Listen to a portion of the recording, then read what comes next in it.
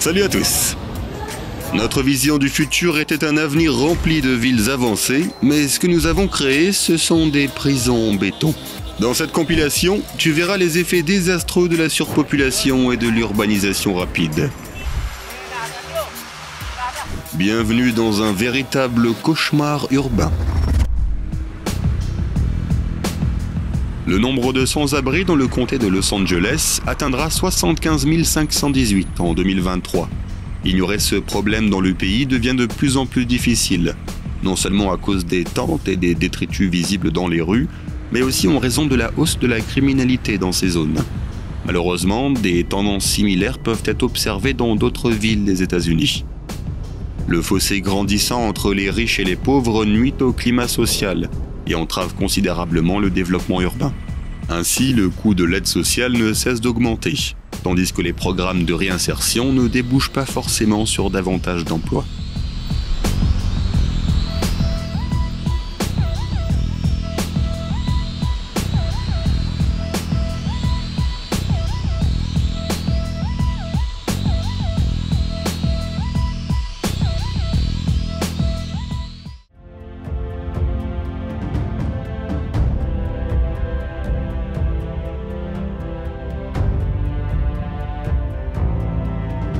Les cimetières de voitures de luxe comme celui-ci ne sont pas rares aux Émirats Arabes Unis. Ces images montrent le plus grand, situé dans l'émirat de Sharjah.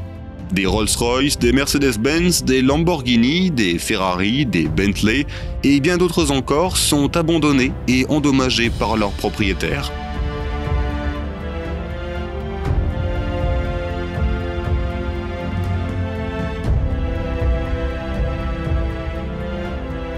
Certains ont dû fuir le pays en raison de problèmes financiers ou d'impôts impayés, laissant leur véhicule derrière eux. D'autres pensent tout simplement qu'une voiture perd son prestige après un accident et choisissent de s'en débarrasser purement et simplement. Que penses-tu de ce genre de gaspillage, toi ?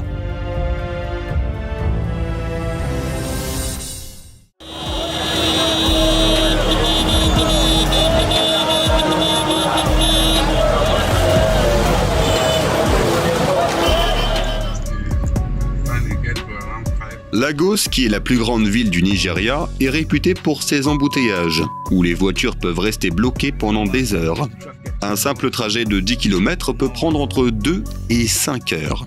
Avec une population de plus de 20 millions d'habitants, ce n'est pas surprenant que les infrastructures de la ville soient débordées. Pour désengorger les routes, ils ont un jour commencé à développer le transport par eau ici.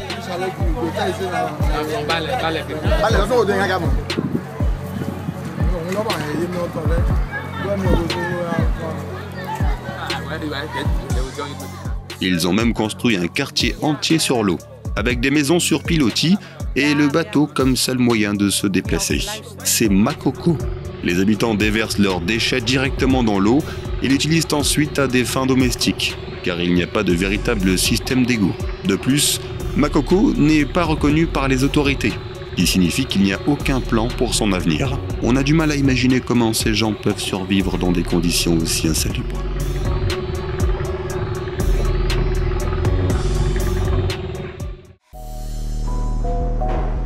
Ghazipur, également connu sous le nom de Mont Everest des ordures, est une immense décharge située dans la capitale de l'Inde, qui s'étend sur plus de 16 hectares en superficie.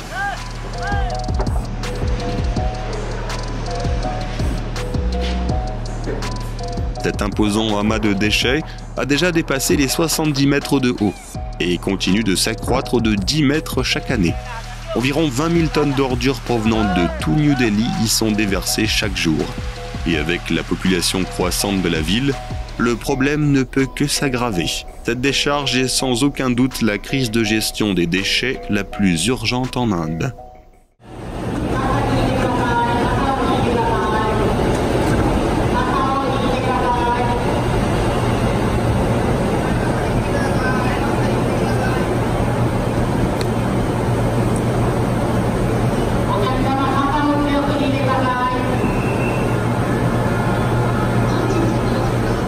Dans certaines stations de métro japonaises, le flux quotidien de passagers atteint plusieurs millions de personnes.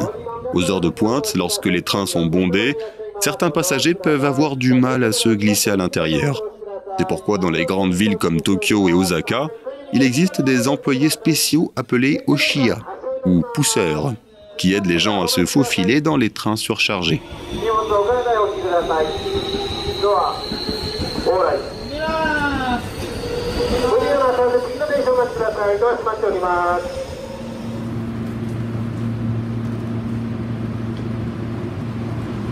Ce n'est donc pas surprenant que les usagers se retrouvent souvent si serrés les uns contre les autres qu'il n'y a plus aucun espace personnel. Pour des millions de résidents, il s'agit de leur quotidien. Et ce phénomène a inévitablement un impact sur leur niveau de stress et leur bien-être mental en général.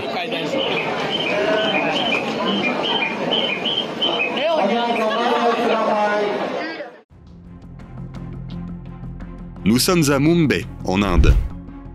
Derrière Dharavi, le plus grand bidonville du monde, vivent près d'1 million de personnes sur seulement 2,1 km².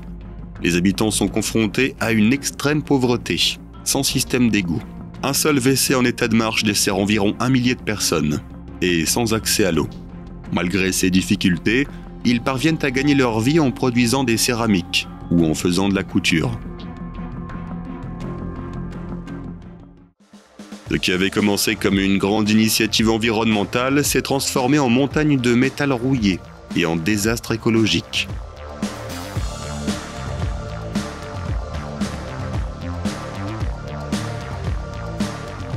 Les cimetières de vélos en Chine sont un symbole frappant de la surproduction et de l'effondrement du vélo en libre service. Les entreprises ont investi des milliards de dollars dans la fabrication de centaines de milliers de vélos. Mais la demande n'a pas répondu aux attentes. Résultat, les villes ont été surchargées de vélos inutiles et il n'y avait tout simplement pas assez d'espace de stationnement. Le gouvernement chinois a admis que ces immenses cimetières de vélos, qui comptent environ 100 000 vélos, constituent une mise en garde pour les futures start-up technologiques. Les autorités ont mis en fourrière des milliers de vélos garés illégalement, tandis que les entreprises de partage de vélos qui ont échoué ont jeté le surplus dans des zones inoccupées pour réduire les coûts d'élimination.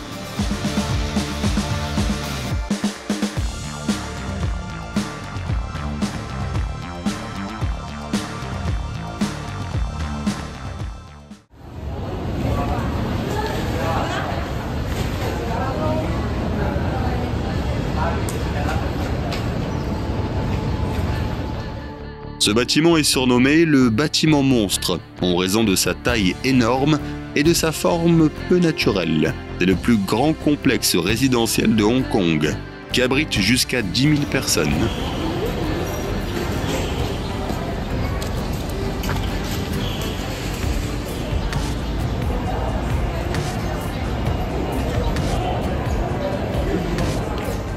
Chacun de ces 5 blocs est rempli de petits appartements. 2243 au total. Certaines personnes craignent même de se perdre à l'intérieur, car il semble que s'échapper de ces labyrinthes étroits puisse prendre une éternité. La ville est confrontée à la surpopulation et à un simple manque de terrain. C'est pourquoi ces maisons deviennent souvent des abris pour les groupes à faible revenu contraints de vivre dans des espaces exigus de seulement 5 à 7 mètres carrés. Mais que fera l'humanité lorsque ces espaces seront épuisés ? Après tout, cette tendance à réduire l'espace personnel pour faire plus d'appartements s'étend progressivement à d'autres régions.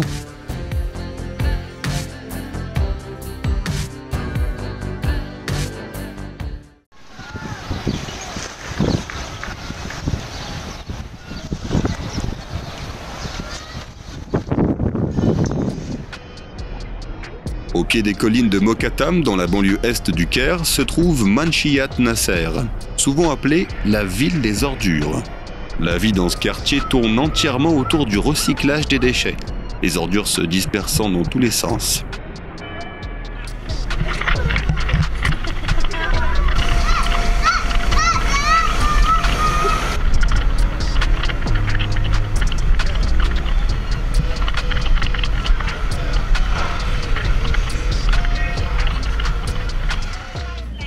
La plupart des familles travaillent depuis des générations dans le secteur des ordures.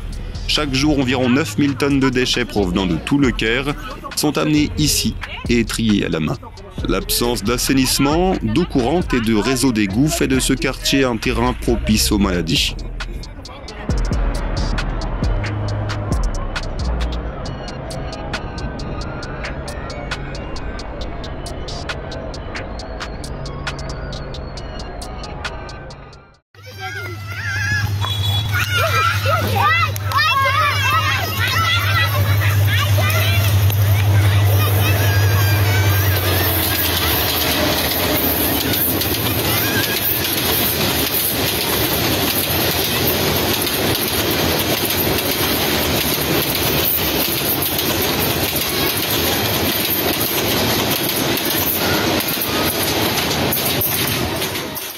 Au Bangladesh, il existe peu de voies ferrées permettant de transporter un grand nombre de personnes, en particulier dans les zones rurales où le train est le mode de transport principal en plus d'être le moins cher.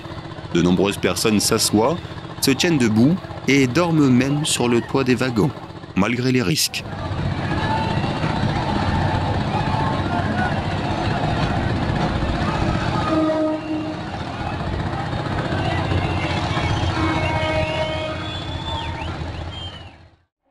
En 2019, Delhi, la capitale de l'Inde, a été classée à plusieurs reprises comme la ville la plus polluée du monde.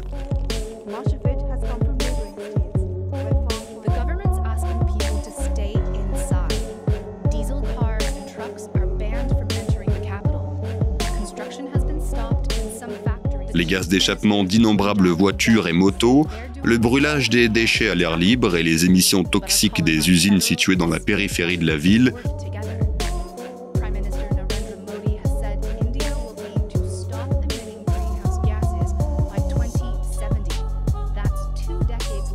sont tous responsables d'une qualité de l'air insupportable, ce qui représente un sérieux risque pour la santé de ses habitants.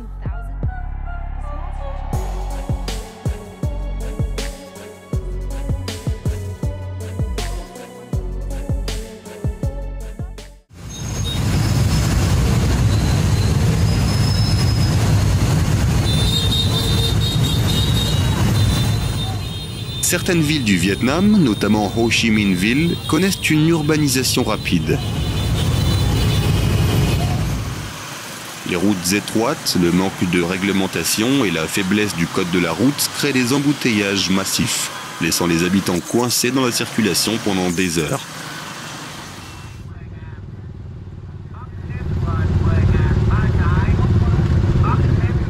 Il ne semble pas que ce soit exactement ce que l'humanité avait en tête lorsqu'elle a inventé les voitures et les motos, pas vrai?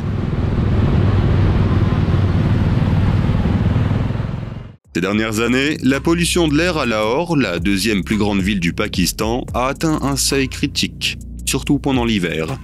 Les habitants sont obligés de porter des masques et de rester à l'intérieur pendant les périodes de fort smog. Lorsque l'humanité a développé l'industrie et les moteurs à combustion interne, aurions-nous pu imaginer que nous serions un jour confrontés à une véritable catastrophe environnementale qui est déjà devenue une réalité pour certains?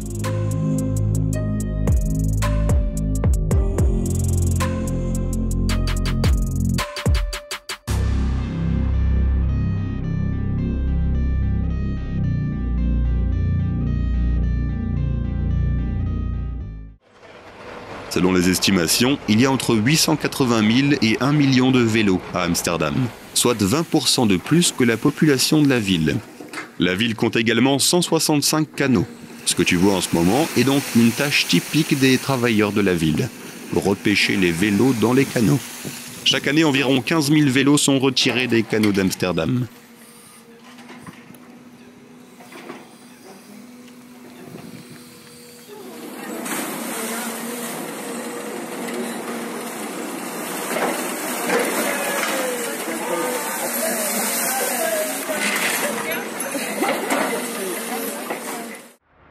En 2010, un embouteillage massif d'une centaine de kilomètres est apparu sur l'autoroute de Wuzhuang, dans l'Anhui, en Chine, piégeant les gens pendant plusieurs jours. L'embouteillage a été causé par des réparations de route, un trafic important pendant les vacances et des pannes de véhicules. De nombreuses personnes sont restées bloquées sans eau ni nourriture pendant des heures. C'est là un bon exemple de la façon dont le développement rapide peut mettre à mal les systèmes de transport. State Tower est l'un des plus hauts gratte-ciel de Bangkok, avec ses 247 mètres de haut et ses 68 étages. À une époque où les villes sont obligées de croître verticalement, de tels géants deviennent la nouvelle norme. Mais que se cache-t-il derrière leur façade de verre ? Alors que la densité de population augmente et que l'espace se rétrécit, des millions de personnes vivent déjà dans des tours en béton, perdant ainsi leur lien avec le sol. Nous nous demandons jusqu'où l'urbanisation peut-elle progresser avant que les gratte-ciel ne deviennent le seul endroit que l'on puisse qualifier de chez soi.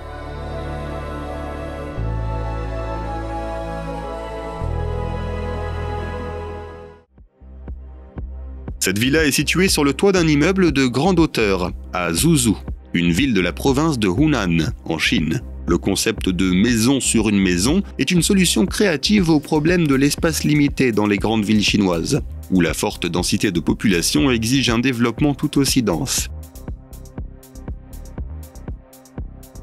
La population mondiale augmentant de 75 millions de personnes par an, même les gratte-ciel pourraient manquer d'espace d'ici 2050.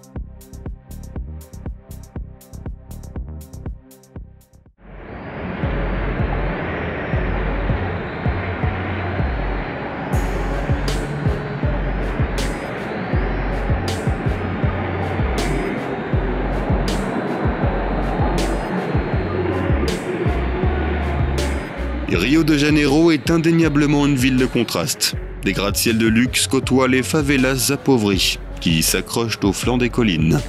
Ce ne sont pas des bidonvilles comme les autres. Ils échappent souvent au contrôle du gouvernement. Du coup, les constructions chaotiques, les maisons fragiles construites de toutes pièces, la surpopulation, le taux de criminalité élevé et même l'absence d'installations sanitaires de base sont des problèmes communs.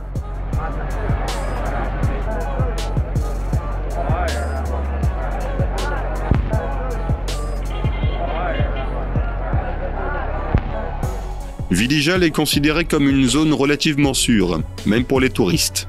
Cependant, il vaut mieux ne pas baisser complètement sa garde.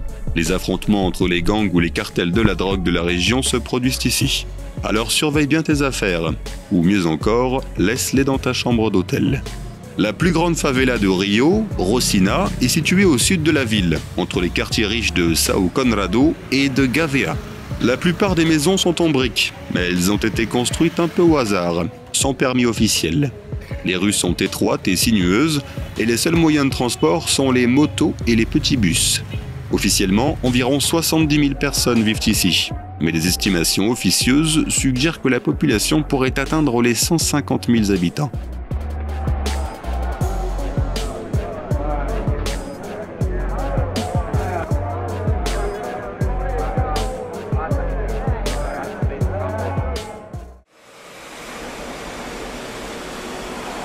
La résolution de problèmes tels que l'insuffisance des infrastructures et la surpopulation nécessite souvent des approches innovantes. À Chongqing, un train traverse un immeuble résidentiel. La gare est située du 6e au 8e étage d'un immeuble de 19 étages, avec des mesures d'insonorisation avancées permettant au bâtiment de rester un espace résidentiel.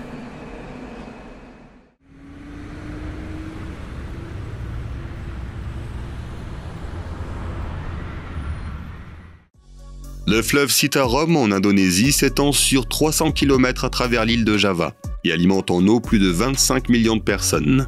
Cependant, au lieu d'être une source de vie, elle est devenue un égout toxique, rempli de déchets industriels, d'ordures et de métaux lourds. Plus de 2000 usines déversent dans ces eaux des produits chimiques non traités, tels que du mercure, du plomb, du cadmium et du chrome. La vraie question est qui défendra les personnes qui vivent sur ces rives ?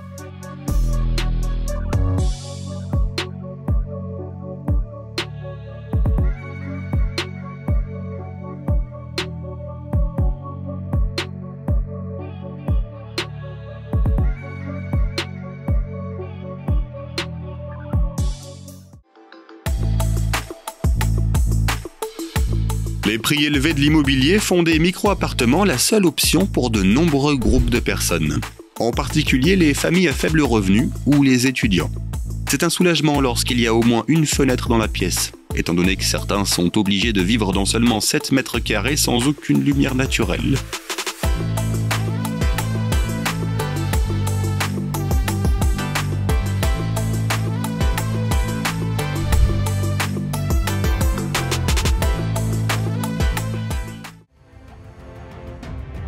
Au lieu de devenir un symbole de réussite et de modernisation, Burj Al Babas en Turquie s'est transformé en un sinistre exemple de développement urbain raté, qui a valu le surnom de ville fantôme.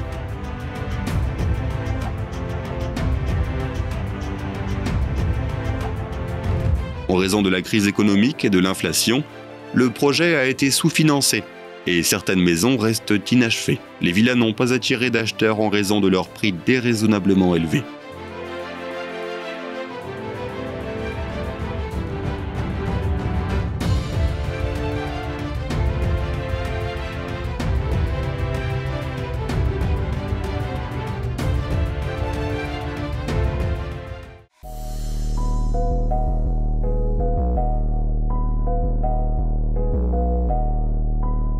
Les bidonvilles de Caracas, la capitale du Venezuela, continuent de se développer, tout comme la pauvreté et les taux de criminalité. Des personnes de tout le pays et même des pays voisins affluent dans la capitale à la recherche d'un emploi. À la recherche d'un logement, ils s'installent dans des quartiers surpeuplés, construits illégalement, où les services de base comme l'eau et l'électricité font cruellement défaut.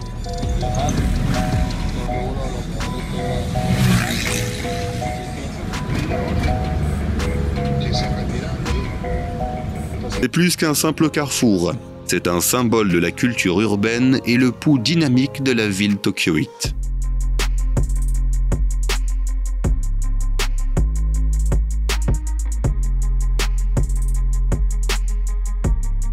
Chaque jour, des milliers de personnes traversent Shibuya Crossing, un centre animé de la mode et du commerce rempli de boutiques, de cafés, de restaurants et de clubs. Malgré le trafic intense, les Japonais s'en tiennent au code de la route, ce qui garantit l'ordre même dans un environnement aussi chaotique, du moins pour l'instant.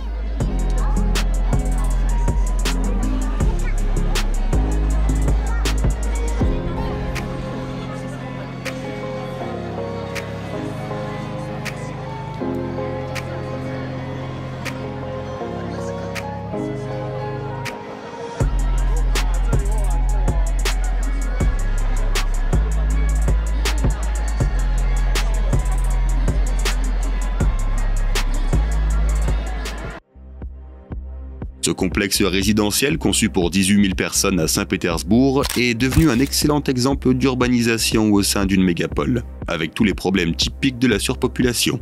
Il compte 35 entrées, 25 étages et 3708 appartements. Et bien sûr, tout le monde veut avoir un magasin à proximité, garer sa voiture à l'entrée ou prendre les transports en commun depuis l'arrêt le plus proche pour se rendre au boulot.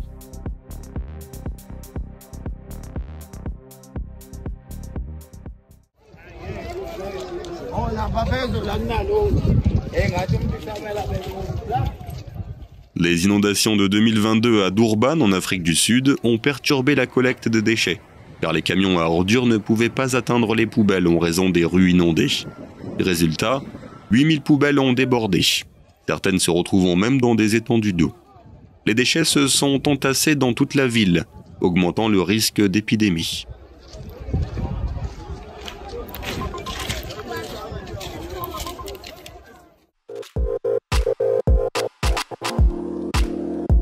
En plus de la pollution environnementale, des facteurs tels que le développement dense, l'asphalte, le béton, les voitures et l'activité industrielle provoquent également une hausse des températures. C'est ce qu'on appelle l'effet d'îlot de chaleur urbain, un problème auquel sont confrontées presque toutes les grandes villes.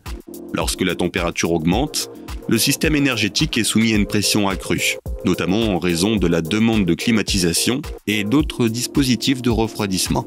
Tandis que le risque de coups de chaleur et de maladies liées à la chaleur augmente également.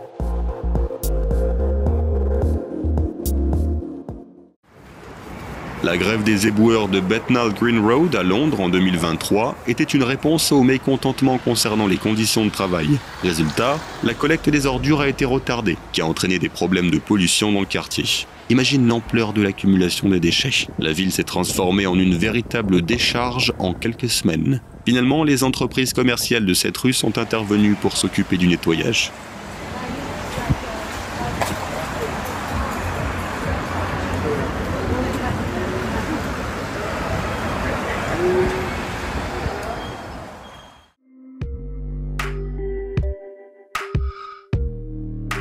Il existe en Chine une ville appelée Tiandusheng, qui est une réplique exacte de Paris.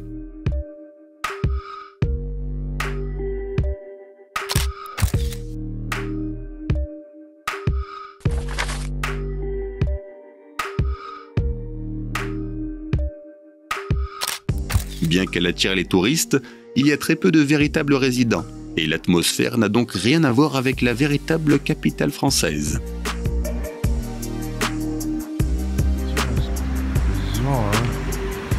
Made this town to look like Paris. Oh, maybe I am in Paris. Maybe I'm not. When did the Paris start putting Chinese letters in?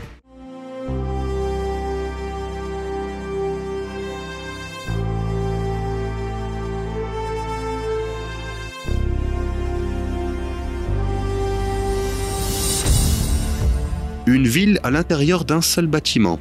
Oui, cet endroit existe bel et bien. La quasi-totalité des 200 habitants de Whittier, en Alaska, vivent dans un bâtiment de 14 étages, construit à l'origine en 1956 comme une caserne de l'armée. Ce qui est encore plus remarquable, c'est qu'ils n'ont pratiquement jamais besoin de partir. Les Beggish Towers abritent tout ce dont ils ont besoin.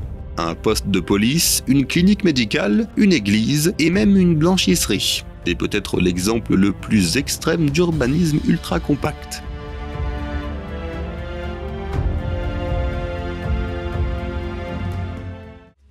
Malgré les défis posés par l'urbanisation, nous nous efforçons toujours de trouver des moyens de rendre les villes de plus en plus verdoyantes. En 2014, Milan a dévoilé la Forêt Verticale, un complexe résidentiel composé de 2 tours de 110 et 76 mètres de haut, avec 900 arbres, 5000 arbustes et 11 000 plantes sur les terrasses.